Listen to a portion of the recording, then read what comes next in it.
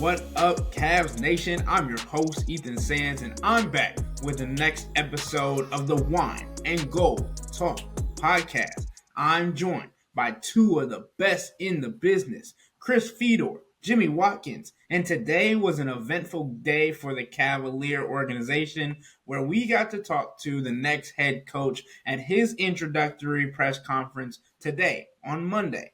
And Chris and Jimmy, I just want to get a sense of what your first reaction was to the press conference and what your main takeaway was from what we heard from the Cavs' newest head coach. Chris, go ahead. Well, I think my main takeaway from Kenny is that he feels like this is the kind of job that he is ready for, and everything that he has been through since Brooklyn has prepared him for it. I think during the entire coaching interview process that the Cavs went through, they kept talking about fit. They were looking for a certain type of fit for the situation that they're in, for the team that they have, for the players that they have on this roster. And not every coach was the right fit, right? They might be really, really talented. They might make good coaches in the future. They might have really, really good ideas about how to do things from an offensive and a defensive standpoint. But for one reason or another, the Cavs didn't feel like it was the best fit.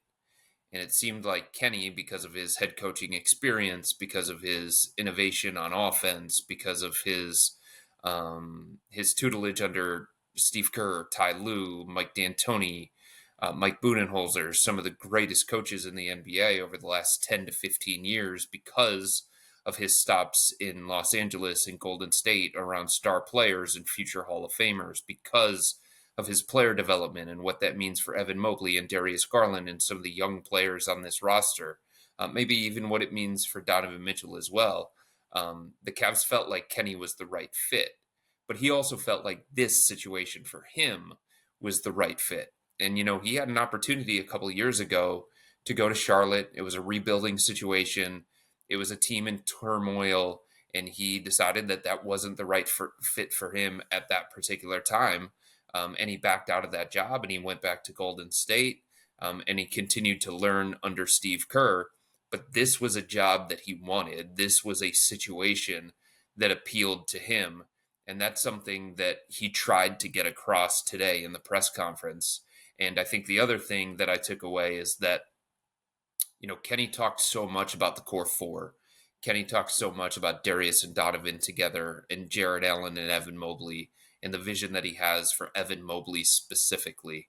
I think we're looking at a situation where it's entirely possible that the biggest addition, the most consequential addition that the Cavs make this offseason is Kenny Atkinson coming in as coach and trying to get more out of this team than what JB Bickerstaff could.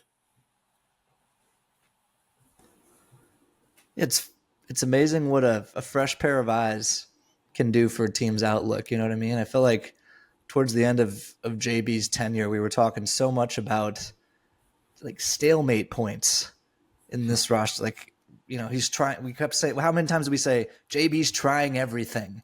Mm-hmm. JB's trying so much to make the offense work. And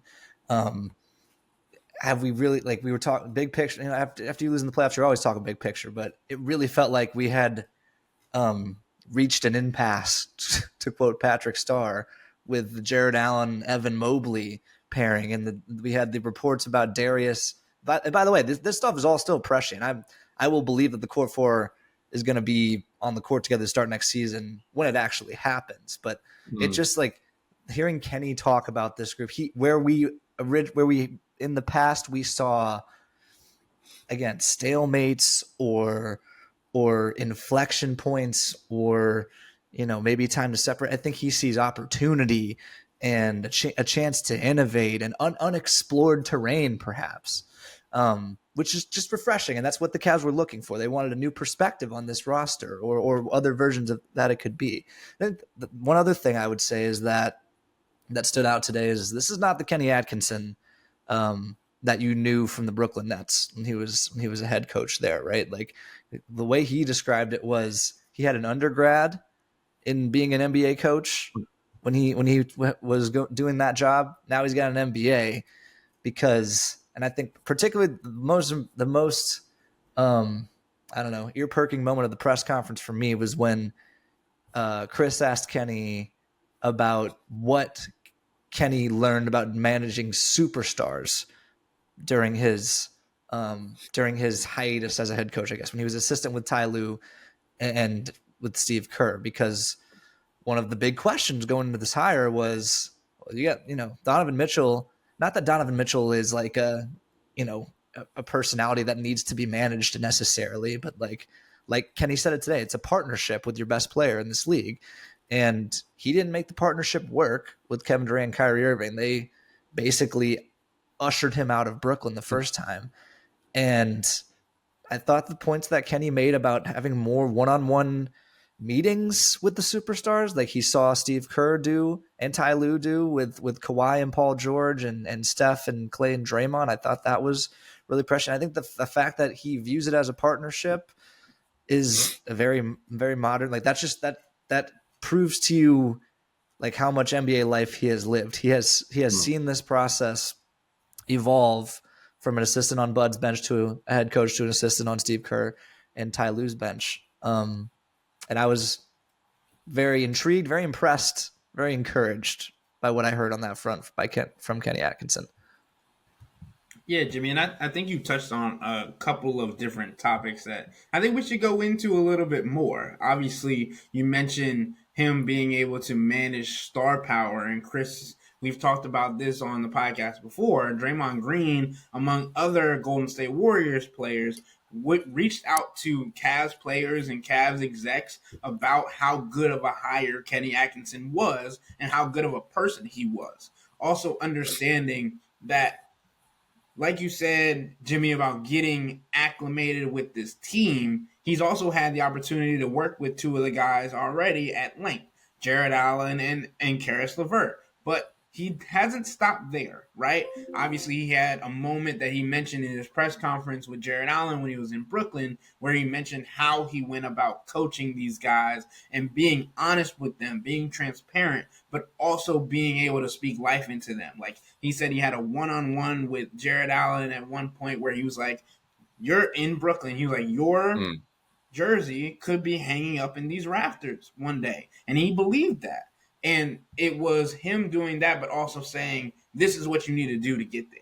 And I think that's a big thing for this organization and also for this roster as it is right now going forward. So that on top of Kenny being able to get involved as almost as soon as he got back from France with the French national team, coming to Cleveland, being in the draft war room, then heading out that basically the same weekend to go and be a part of Donovan Mitchell's Spider Elite camp with high school prospects in Los Angeles, then coming back to Cleveland to be a part of his own introductory press conference, and also just being around the guys already, being in conversations with Darius Garland over the phone. Obviously, Evan Mobley was at the camp with Donovan Mitchell, Isaiah Mobley also being over there. How important do you guys think it is with how we view his player development skills and how quickly he's trying to get innovative and get involved with the guys that are already on this roster? Look, the player development piece was huge. I'm not going to sit here and say it's the reason why the Cavs picked Kenny Atkinson over James Borrego and Mike Nori, but it's one of the reasons why the Cavs kept going back to Kenny. And when they continued to look at the pros and cons of each individual candidate that they considered a finalist, and they kept talking through, why is this guy the right fit? Why is this guy the right fit? Why is this guy the right fit? They understand that so much of this organization's success into the future is tied to Evan Mobley and what becomes of Evan. And if he can become the guy that people in this franchise believe that he can become, if he can become the guy that they've been talking about him being since they drafted him third overall in 2021, there are people inside this organization that are on record, guys, saying that another banner is not going to be hung up until Evan Mobley becomes the best, most important player on this roster. Not Donovan Mitchell, not Darius Garland, not Jared Allen. And look, I'm told that so many of the conversations that the Cavs had with these coaching candidates during this month-long process, the number one guy that was spoken about during those, it was Evan Mobley. It wasn't Donovan Mitchell. It wasn't Darius Garland, right? It wasn't Isaac Okoro. It was Evan Mobley. And every coach had a detailed plan that they thought was going to bring out the best in Evan. And Kenny Atkinson was one of those guys who talked at length about Evan and the ideas that he had for Evan, both in terms of his offensive usage and in terms of a player development plan. And it spoke to the Cavs. But I think it goes to show you what the Cavs believe when it comes to Evan and how important he is when it comes to the future of this organization, that so many of the conversations with these coaching candidates revolved around how to get the most out of him, how to get him to the next level. And I think Kenny's ability to do what he did for Brook Lopez in Brooklyn, to do what he did for Jared Allen in Brooklyn, to do what he did for Jordan Poole in Golden State, and Jonathan Kuminga in Golden State, and D'Angelo Russell in Brooklyn. Like, you can say all these different things about all these different players, but some of the best years individually that these guys have been alongside Kenny Atkinson. So he has a plan for Evan Mobley, both on the court and off the court. He has a plan for trying to use him in a way that maybe JB Bickerstaff didn't. And I think that spoke to the Cavs. And if you're an organization that, you're not in a situation where you have a whole bunch of draft capital into the future to like trade for a megastar the way that they did a couple of years ago with Donovan. And if you're in a situation where you're not a prime spot for a potential free agent and you have some salary cap restrictions into the future, that's going to prevent you from making big splashes in free agency, similar to the one that the Cavs did last offseason with Max Strus and George Niang and Ty Jerome and some of those other guys. If that's the situation that you're in, player development is going to be paramount. Internal improvement is going to be a massive part of your evolution as a franchise. It's going to be about Darius Garland being better than what he was last year. It's going to be about Donovan Mitchell and Darius Garland together figuring it out and being that dynamic backcourt that the Cavs put together a couple of years ago. It's going to be about Evan Mobley going from a top 50 player in the NBA to a top 25, top 20, top 15, however you want to classify it. Like, that is going to be a big deal for this organization trying to take the leaps that it needs to take to get on the same level with Boston, Philadelphia, Milwaukee, New York, whoever else you consider that top tier or the second tier in the Eastern Conference. So I think a big reason why the Cavs kept going back to Kenny Atkinson is because he is considered one of the best player development coaches in the entire world. And that speaks to the Cavs, given how this roster is set up and given all of the different levels to this that are so important to their development as an organization.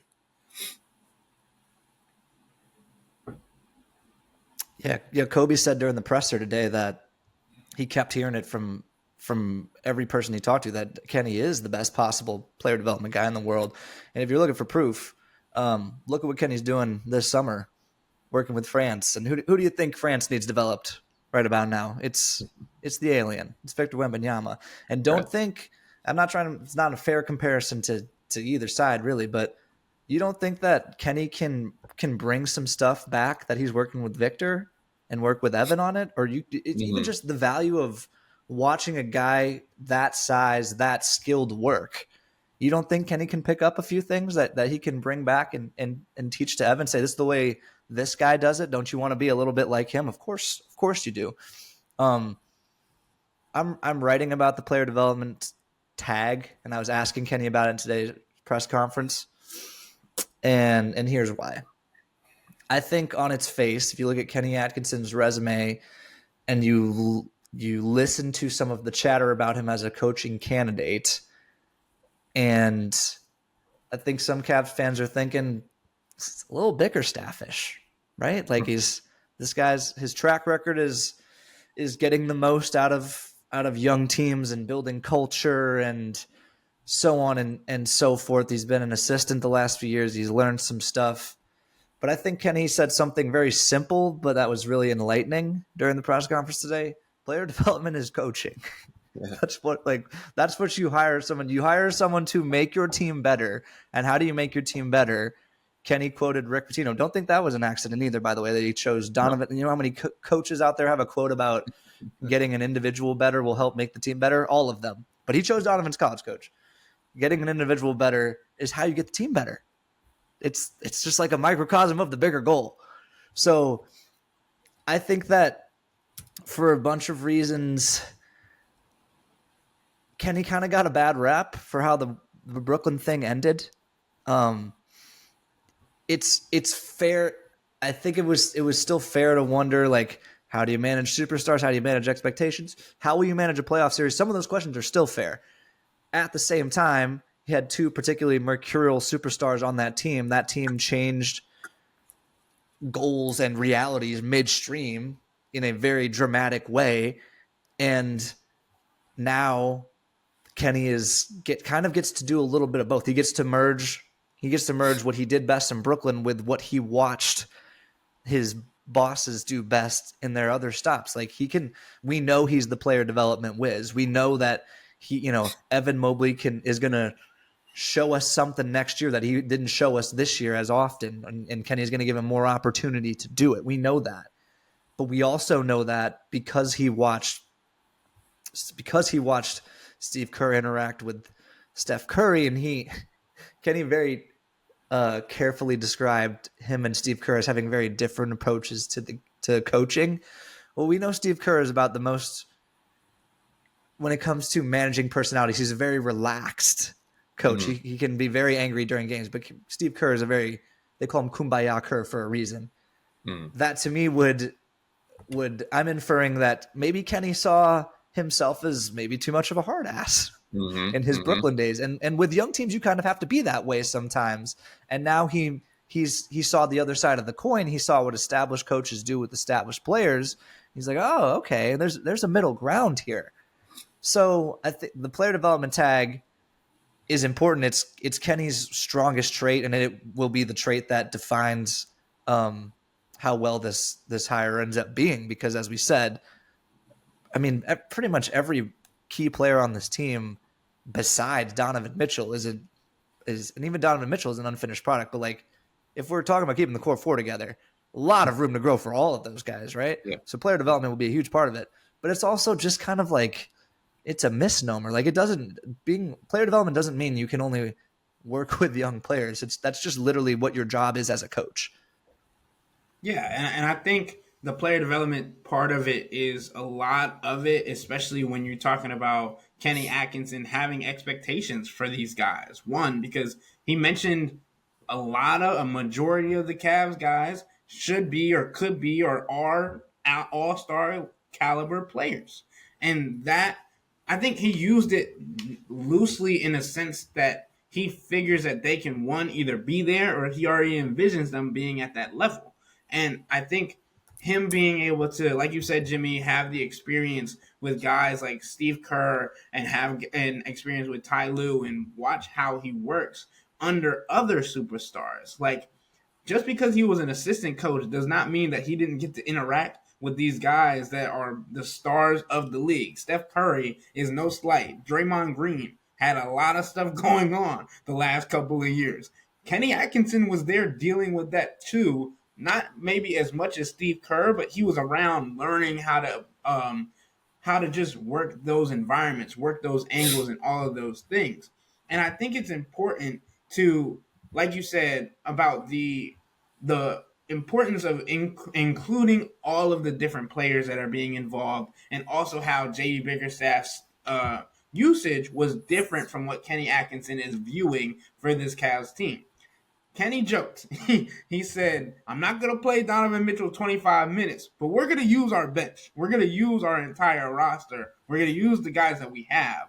And we know that J.D. Bickerstaff was a guy that was 8, 9, 10, maybe guys deep. And it feels like Kenny Atkinson is going to want to not only develop every guy on the roster, become a one-on-one, have a relationship with every guy on the roster, but he's going to give them an opportunity.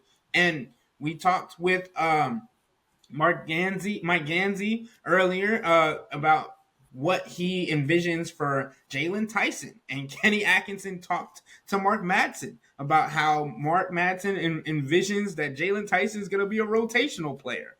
And as much as Kenny Atkinson kind of like laughed it off, he also was like, we'll see, because there's going to be opportunity for guys like that to try and see where they bona fide out on this roster. So, Chris, I think the important thing is, how different is it going to look when you're trying to manage this roster, the depth of this team, with the mindset that Kenny Atkinson has, rather than a mindset that J.B. Bickerstaff has had the last couple of years? We've talked about this a lot of different times. Every coach has a different comfort level with how they operate, whether it's how deep they want to go in their rotations, when they want to use their coaches challenge, various things, how they want to operate when it comes to practices during a season, how they want to operate when it comes to shoot-arounds during a season. So every coach has their different way of doing things, and J.B. Bickerstaff had his, and it's what made him most comfortable. And a coach has to do what he thinks is most comfortable and what he thinks is best for the team. But I think there's some merit to what Kenny said from the standpoint of there is some playable depth on this team. You know what I mean? Like, this isn't a couple of years ago where the Cavs are scrambling just to find, 7 or 8 reliable bodies. And then you get beyond the 8 and you're like, oh, Jesus, who are we going to play? Like, what? Does this guy belong on the floor? One of the things that they have focused on is, adding more depth over the years and strengthening their bench. And I do think it's going to be a good opportunity for, guys like Craig Porter Jr., guys like Sam Merrill, guys like Dean Wade, just to continue to get opportunities. And look, that's part of building confidence. That's part of player development as well. Guys want to feel like they're a part of it. Guys want to have some kind of idea of how much they're going to play, where their shots are going to come from, whether they're actually going to be in the rotation. I think the sense that I get is the way that Kenny is planning to manage things when it comes to his rotation and his minutes will appeal more to the players than the way that JB did. And some of the grumbles that you heard behind the scenes and some of the passive aggressive jokes that you heard behind the scenes about playing time, about rotational usage and stuff like that may not be as much of an issue. And because of that, I think you might have more of a belief in Kenny, right? You might have more confidence in Kenny in the way that he does stuff and whatnot. And I think, honestly, like at the end of JB's tenure, it just felt like this group needed a different voice and fresh perspectives. And it feels like Kenny is going to bring a different voice and fresh perspectives on how to operate throughout the course of an 82-game season. He used the term player advocate, I don't know, 5 times or something in the press conference today. And I think Chris is making a really good point about tapping into the depth and how good that is for locker room morale. I think Kenny even made that point too. He also mentioned, I think he invoked Richard Jefferson's name at one point during the presser when he was talking about, some of those regular season minutes can pay off down the road. You get a guy some reps. You never know when you're in a situation, by the way, like the Cavs were in the playoffs this year, where they at a certain point, it's like, I don't know, Game 6 in the Orlando series, they're like, we need an 8th man. Sam Merrill, please. And Sam Merrill didn't always look ready because his opportunities were inconsistent during the regular season. That's all valid and is a benefit of what Kenny's talking about. I'm looking at the other end of the rotation, though, and I'm thinking about what Kenny said about superstar partnership. Before I say what I'm going to say, know this. I know nothing. I'm not as plugged in as Chris is. No Chris missiles coming from me. Here's what I'll say, though. I'm just reading tea leaves. Donovan Mitchell incredible regular season, particularly incredible like middle meaty part of the season, right? When Evan and Darius go out and the Cavs really need it from him, and he looks, that's when he's in the MVP conversation, and the Cavs rip off the winning streak and they win 18 out of 20 and it looks great. What happens, I don't know, 2 or 3 weeks after that? The knee starts flaring up, right? And that never really went away. It's one of the biggest reasons why the Cavs lost the Celtics series. And I don't know, I'm just spitballing here. Okay. I think Donovan Mitchell should always play a lot of minutes, and he should definitely play a lot of minutes and be relied upon heavily when Darius Garland and Evan Mobley are both hurt. I understand that. But would it have helped the knee if we were relying on him a smidge less and playing him a smidge less? Like, I don't know, a little more Craig Porter Jr. Maybe you didn't win. Maybe you didn't need the 9th game in a row, the third quarter of the 9th game. I'm just making stuff up here. This is not like real anecdotal evidence here, but I'm just saying maybe you didn't need to ride him as hard as you did during that stretch. Yeah. That's something that crossed my mind when Kenny was talking about that. There were multiple moments, guys, throughout the course of the season where multiple members of the front office asked JB why he wasn't playing Craig Porter Jr. more. They asked JB why he wasn't playing Sam Merrill more. They asked JB why he wasn't playing Dean Wade more. And their argument was, we've invested in these guys. We've given them contracts, standard NBA contracts for a reason. Play him. And if you're not going to play Craig Porter Jr., we're going to send him down to the G League. And we'll get him reps there. We'll get him minutes there. And there were multiple moments throughout the course of the season where multiple members of the front office were like, why are you playing Donovan 42 minutes in January? Like, why are you playing Donovan 45 minutes in November?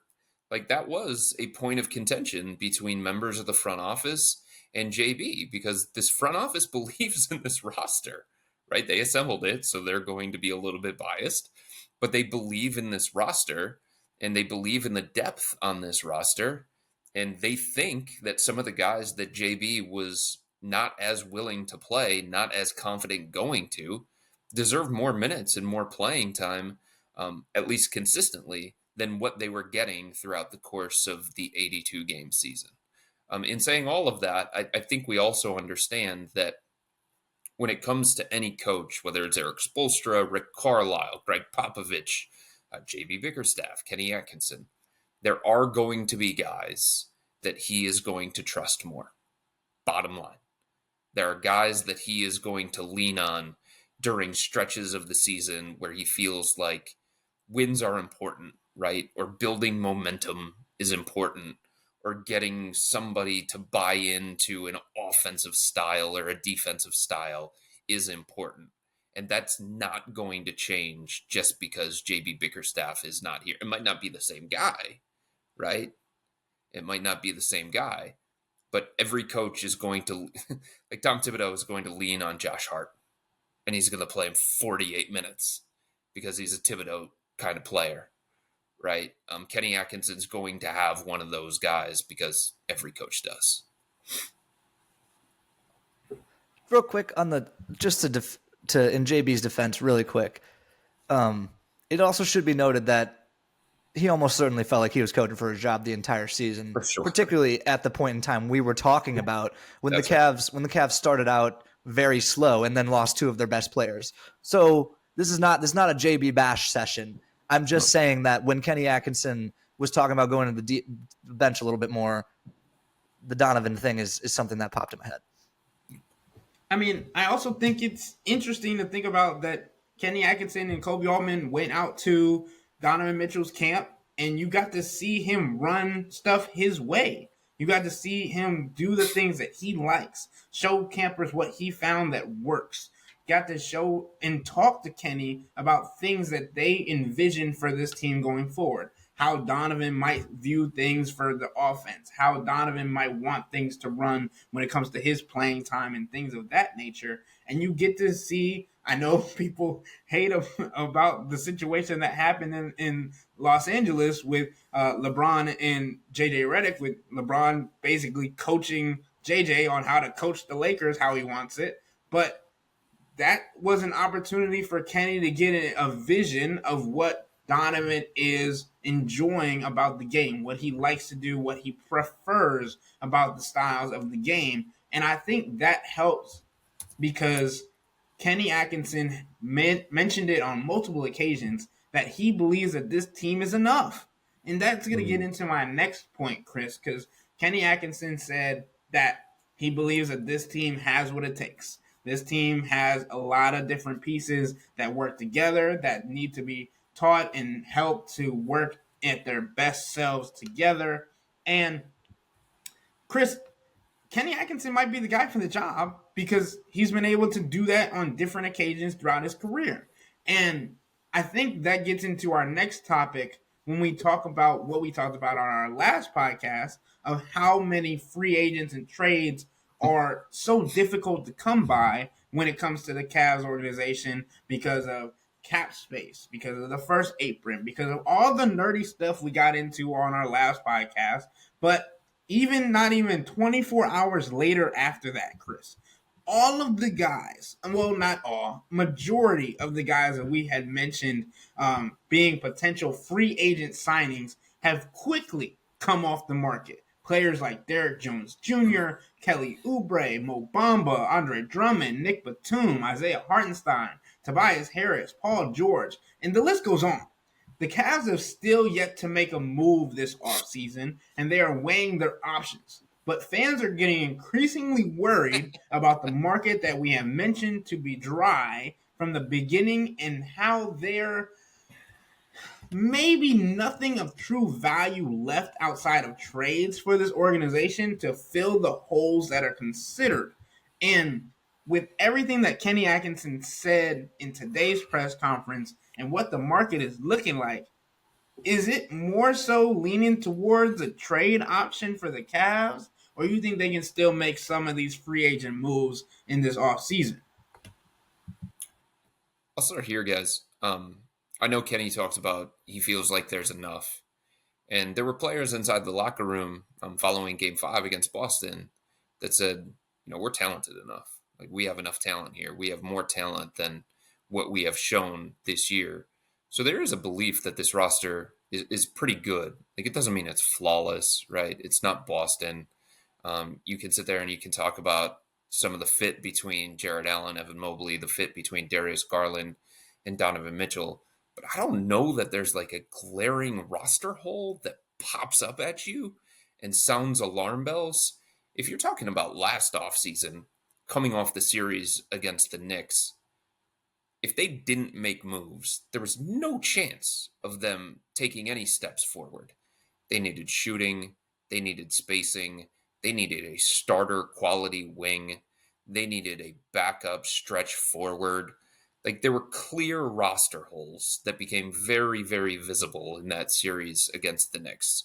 There were clear stylistic weaknesses that became very, very apparent in that series against the Knicks.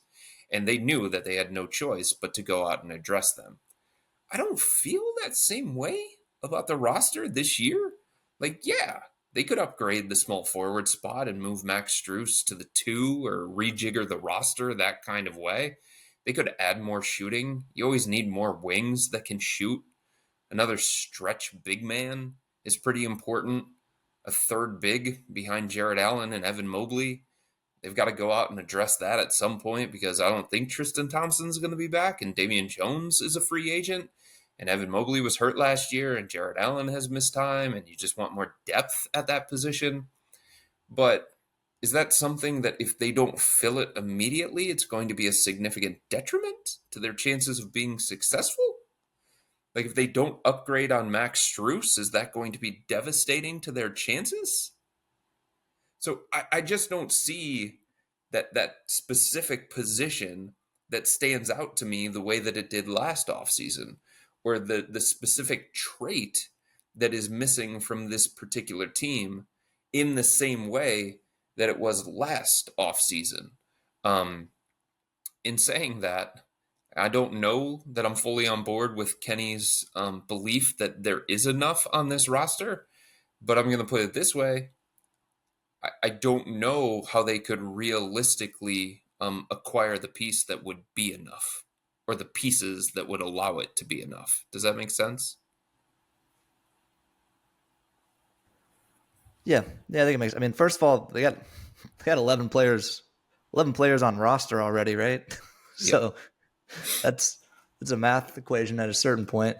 They're also very We're close to the talking about luxury tax, and they're very close to the first apron too. And That's I know that fans don't care right. about these terms and whatnot, but I think we have to present the entire picture here.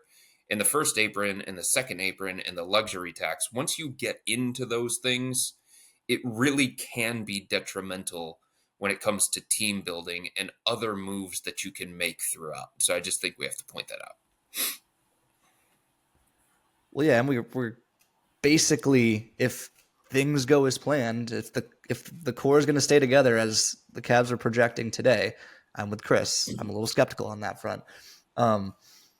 We're pricing in an extension for Donovan Mitchell. We're pricing in an extension for Evan Mobley. Like, we're like, the first apron, they're going over it. They're going to be in the tax. They're going to be in the tax unless they move someone else significant. That's just going to happen. Like, we're talking second apron. They could be flirting with the second apron with some of the contracts they have. And you know, Jared Allen, if he's going to stay around long term, there's an extension conversation that needs to happen there as well. Darius Garland, if he's going to be around long term, like, we're not far off for having some of these from those conversations. So, like, you need to evaluate, one, whether the core four is good enough to pay that kind of bill, which, like, you start getting into the second apron, we're talking about freezing your draft pick. We're talking about no mid-level exceptions. We're talking about trades. You can't aggregate salaries in trades. You can't. Every trade has to be done. Like, trades have to match exactly, money wise, like down to the dollar, basically. Like, you cannot take in more money than you send out. You cannot. That's gone. That's done with. And if you do it, I think either 2 years in a row and 2 out of 4 years, then your first round pick, is it 5 years out, automatically gets put to the end of the round. Right.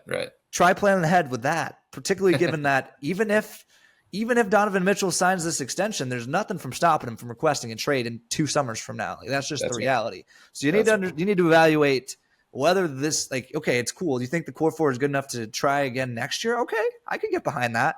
But are they good enough to put yourself in cap hell over?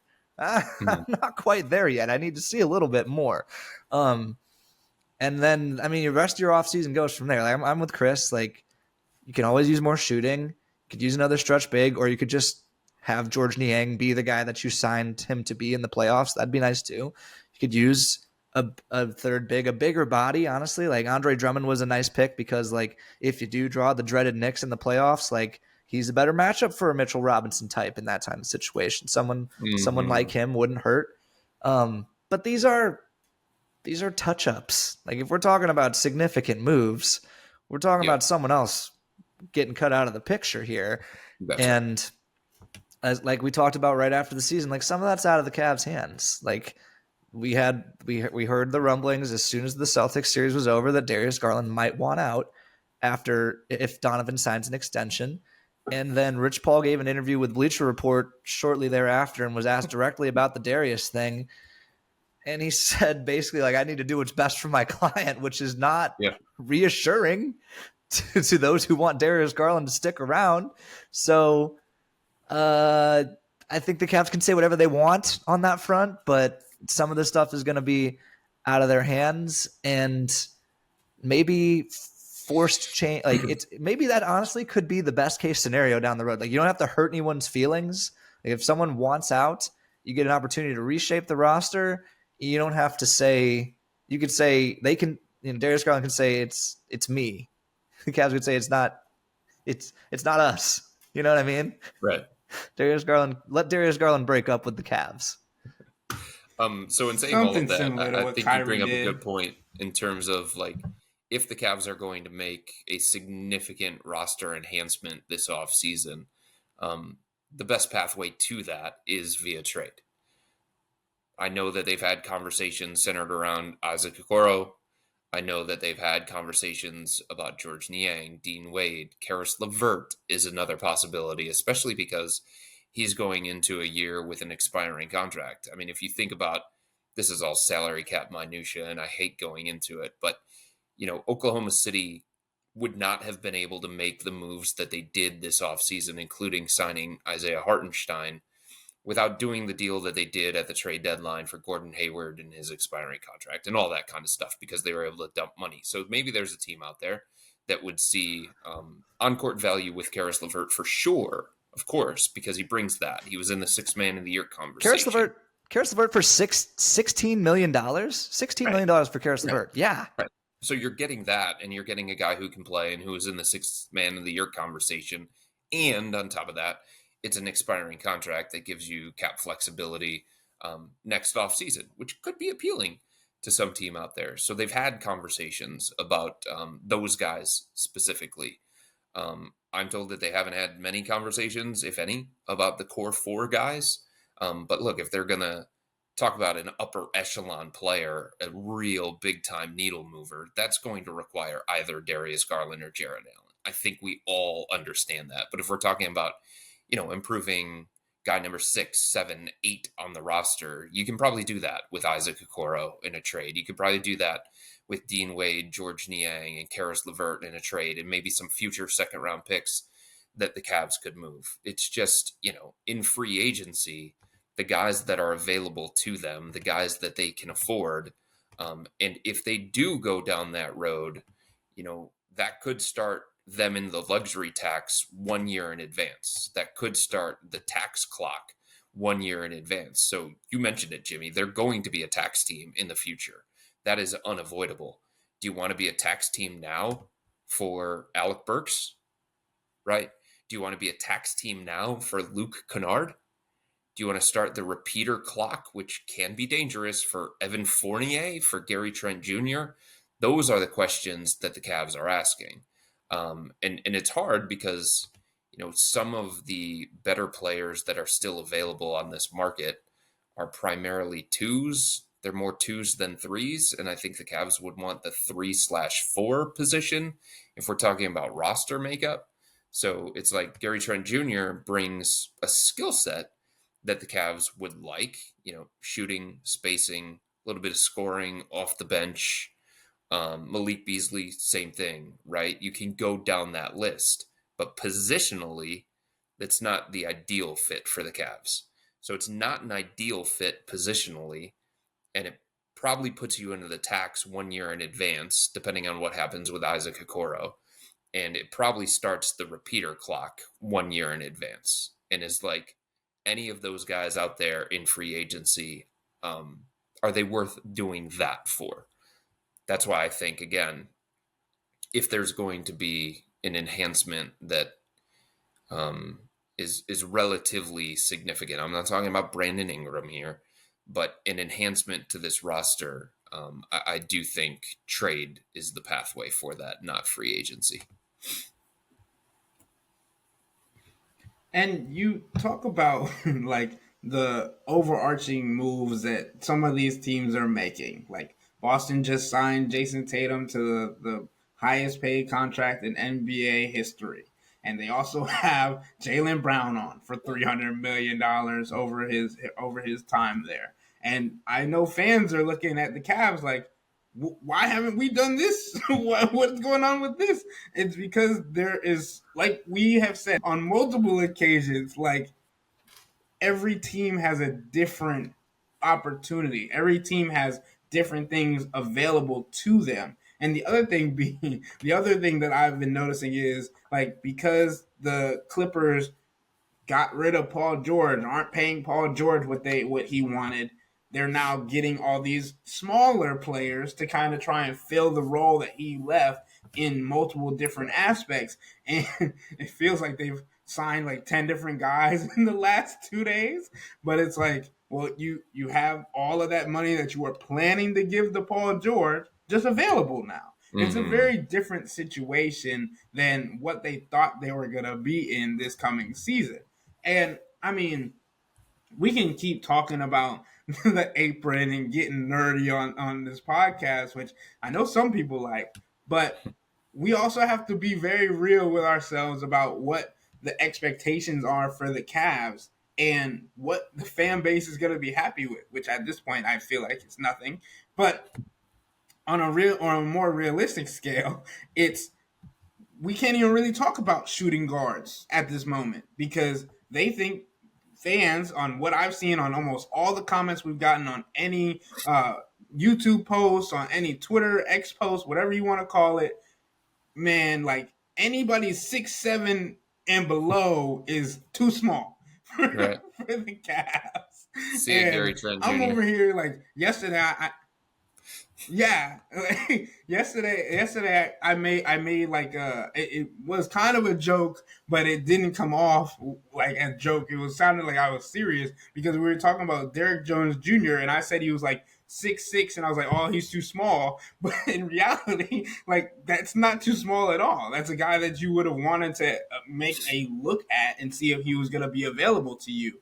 But for the Cavs fandom, Jalen Tyson is too small. Even though he's 6'7" with shoes on. Like there's different things that I feel like the Cavs are trying to do when it comes to realistically knowing what their options are money-wise, with the taxes and all of those things, and then what the fan base wants based on who they think can make an impact for the team now. Because as you mentioned, Jimmy, even if Donovan Mitchell signs in an extension, there's nothing saying that he won't say that he wants a trade coming down the line of his contract because the Cavs didn't get where he wanted.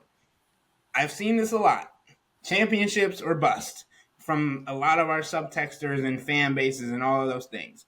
I don't think we're there yet, but I think that the Cavs have to make noise for Donovan to be content with where he's at. Because, Chris, we've mentioned it at an abundance. Like, Donovan Mitchell wants to get to the Eastern Conference Finals, the NBA Finals. He wants to be a guy that is not only known to be an 82-game player, but also a playoff guy. And to do that, he needs a team surrounding him to be able to get that far. And I just think it's interesting, the dynamic between fan base and reality of what is going on in the organization, especially in this offseason. I also think, guys, in the short term, Donovan wants to be in a situation where the team has the same priorities as him. And I think at the very least, whether you agree with the decisions that the Cavs are going to make this offseason in free agency or the level of inactivity that they may have in free agency, at the very least, you can say that the priorities that Donovan has and the things that he wants to see from an organization when it comes to its commitment to winning and its commitment to making decisions to better the organization, the Cavs have shown him that. And I think part of that is moving on from JB Bickerstaff and going to Kenny Atkinson. I think the other part of that is Dan Gilbert's commitment when the time comes to do what's necessary when it comes to spending. It's all of those kinds of things lumped together. And in the short term, I do think he sees that from this organization. And I do think that that helps the Cavs case when it comes to trying to get Donovan to sign long term. I think that's an interesting point, especially given the fact that all these billionaires are totally ducking the second apron right now. Like, the Denver Nuggets have the best player in basketball, and they just let their two best role players walk out the door in consecutive offseason. Like, that's kind of crazy to me. Los Angeles, Steve Ballmer, there's some stat like Steve Ballmer's richer than like the next five NBA owner and the next five richest NBA owners combined or something like that. Like, this dude owned Microsoft, and the Clippers mentioned the second apron like 3 times in their statement saying goodbye to Paul George. Yeah, right. Like, and then somehow for some reason still signed James Harden, one of the least reliable players who's aging, to 2 years 70. Like, okay, I don't really know what's going on over there. That is a prudent point on Chris's part, that Dan Gilbert has proven that if you're winning big, he will spend big. And I believe that will remain true into the future. In the same token, I'll say it's really easy and sometimes correct to point at fans and say, you guys are acting crazy. Your expectations are too high. Fan is short for fanatic. You guys need to calm down. That's right. But the Cavs did just get absolutely smoked in the second round of the playoffs. against the Celtics team who, if we're being honest with ourselves, we're not 100% engaged in that series all the time or throughout the Eastern Conference playoffs. And two of the teams that the Cavs were frankly hoping not to play in the playoffs, in the Sixers and the Knicks, just made huge moves in trading for Mikal Bridges and signing Paul George. Bridges with the Knicks and George with the Sixers, and the Knicks also retained OG Anunoby. Those are different teams today than they were yesterday. So the Eastern Conference status quo has changed, and it is reasonable for Cavs fans to sit here and say, well, shouldn't we change with the times? It's just harder for the Cavs to make some of these moves than it is for, like, the Cavs don't have the cap space to say, hey, Paul George, come play for us. All we have to do is give you all this money. The Cavs don't have the draft capital to send to Brooklyn for Mikal Bridges. They already did it for Donovan Mitchell, and I'd rather have Donovan Mitchell than Mikal Bridges. Like, love the Nova Knicks, but, I mean, the Knicks paid more draft capital for Mikal Bridges than the Cavs paid for Donovan Mitchell. Lauri Markkanen was in that trade too, but that's kind of a crazy statement of fact. So what's the move out there, Jimmy, that you think they always in the middle, or they should make to get on that level with those other teams that you mentioned? It would be moving Garland or Allen for a more intriguing wing. Like, I don't even love Ingram is the name that's out there. And I don't love him as a winning player, if we're being honest, but he's the archetype, like he has the defense comes and goes with him, and that's probably putting it a little nicely, but he's shown flashes in the past. He's shown flashes early in his career. He showed flashes, and he always had the defensive potential. With that length, he's always going to have it. But yeah, the effort's not always there. I'll give you that. But he's the kind of guy, or even like, I don't know, I'd be intrigued by like Jared Allen for Herb Jones. Add to that what you want. I'd be intrigued by that. Okay, just give yourself a premier wing defender who's a little bit more of a reliable shooter. How much closer to Boston does that get them, though? How much closer to the souped-up Knicks does that get them? How much closer to the 76ers with Paul George? One more guy who can guard Jason Tatum or Jaylen Brown and stay on the court? Okay. One more guy who can guard Jaylen Brown and Jason Tatum who can stay on the court, which is one more than they have right now. But it's coming at the expense of somebody who's also really, really important to their success at both ends of the floor, right? So it's not a situation where they can just... And is a bit duplicative. A bit, potentially. He's the easiest one to lose. He's the easiest one to lose, I think. He's also incredibly important, and the numbers back it up, to their success, considering where Evan Mobley currently is in terms of his development and his offensive evolution. So, like, you have to ask yourself, like, is Evan Mobley ready for that particular role that you would be thrusting him into? And it's not just a situation of that. So you remove Jarrett. Like, if you could just add somebody to this roster, the way that the 76ers just added Paul George for nothing, really. The way that the Oklahoma City Thunder added Isaiah Hartenstein and Alex Caruso without giving up any first-round draft picks, without giving anything of significance. Like, that's a different kind of story, right? I mean, if you're talking about parting with Jared Allen or parting with Darius Garland, like, that is a significant dent into what made the Cavs successful over the last couple of years. And there's obvious risk attached to that. And then you have to ask yourself, okay, like, what's the net gain of that type of move? If Herbert Jones was out there in free agency and the Cavs had the funds available to go out and get him, then totally, I'm right there with you. But every single move that they could potentially make that people want them to make, and I totally understand why, to try and keep up with Boston, New York, Philadelphia, Milwaukee, if you believe in the Bucks, it's going to be painful and it's going to be costly. And I just don't know who that person is in this marketplace that is a no-brainer pickup for the Cavs when it comes at the expense of either Jared Allen or Darius Garland.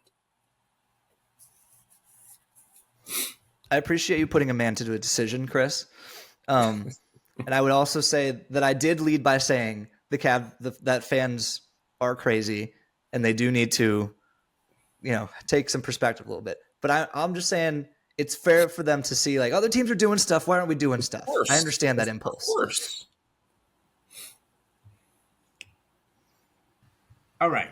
So since we're on this topic and I think we're having a little bit of fun, I wanted to throw a little game out there because I've been seeing on the Twitter Xverse some trade machine scenarios that I found kind of intriguing.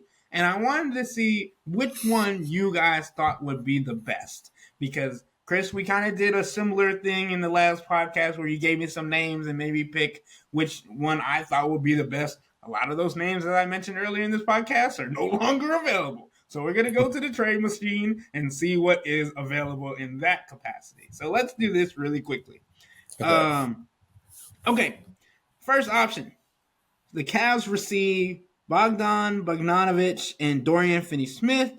They send Isaac Okoro and George Niang to the Nets while also sending Karis LeVert to the Atlanta Hawks.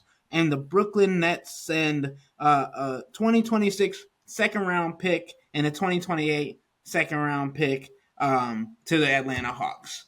Thought that was intriguing. The next one would be hold on. We the Cavs need to take these. Send, hold on. We need to take these piece by piece, trade by trade. And Yeah. second of all, I like Bogey. I like Bogey, but my head is spinning. I don't even know what's going on with that trade. Yeah, me neither. I'm kind of confused by that was one of the more complex ones. But the only thing that the Cavs are giving up is George Niang and Karis LeVert and Isaac. Yeah. Okay. For Bogey and who? And Dorian Finney-Smith. On an in-out, I don't hate it. Yeah, I don't hate it Talk either. me through it, Chris. You seem skeptical. I think Dorian Finney-Smith is an interesting guy because he can play the 3 and the 4. Because theoretically, he could guard Jason Tatum, Jaylen Brown, those types of players with his length and his athleticism. He can also shoot from the corners. I know he's somebody that has been on the Cavs' radar in the past. Bogdan is basically Karis LeVert in terms of style of play with a better outside shot, but 6-man coming off the bench, provide an offensive spark. I think because you're getting the defense of Dorian Finney-Smith, I don't worry as much about losing Isaac. All I'm going to say is moving on from Isaac and his perimeter defense, it gets kind of dicey when it comes to this roster construction. And yes, you have Jared Allen, you have Evan Mobley, you have them protecting the paint, protecting the rim, erasing mistakes. But, man, I think I'd probably do it because of Finney-Smith's his defensive impact that he could have for this team. But I don't think that's a no-brainer type of move. Let's put it that way. Also, I'm trying to remember, what do the Nets get out of this trade? Because Dorian Finney-Smith was like one of the biggest pieces in a Kyrie Irving trade. I'm just not sure that they would do it. Yeah. Okay, so let's run it back again. So just Bogey and Dorian Finney-Smith come to the Cavs. The Nets get Isaac Okoro and George Niang. The Hawks get Karis LeVert and a 2026 round 2 selection and a 2028 round 2 selection. I'd say I don't hate that. Yeah, okay. I don't know. Okoro. I don't hate that for the Cavs. I wonder if they could do a little bit better. That's where my mind is. And Okoro's like a younger version of Dorian Finney-Smith. So for the Nets, I see it. And Dorian Finney-Smith is a little bit taller than Isaac. Mm-hmm. Anyway, the next one that I found intriguing is the Cavs give up a little bit more. The Wizards get Karis LeVert and George Niang along with 2025 second round and a 2027 second round, and they get Kyle Kuzma. Yeah, I don't think the Wizards would do that. No, Kuzma's worth the first. That I have heard. Look, anytime you put like a certain price tag on somebody, it's a moving target, and it's all based on the kind of offers that you can get. But my initial inclination is if Washington makes Kyle Kuzma available, somebody is going to have more than what the Cavs can give for him. And I think they would want at least a second-round pick, probably a high second-round pick, if not a first-round pick. And I get that, and that one was a little bit more in the weeds, but I'm because we're getting to the hour mark of this podcast, so I'm gonna give you guys one more. It's probably, I said the first one was the most complicated. The next one is definitely more complicated, but let's get into it.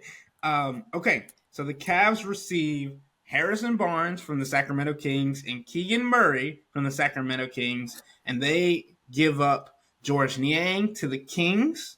And they give up Jared Allen to the Pelicans.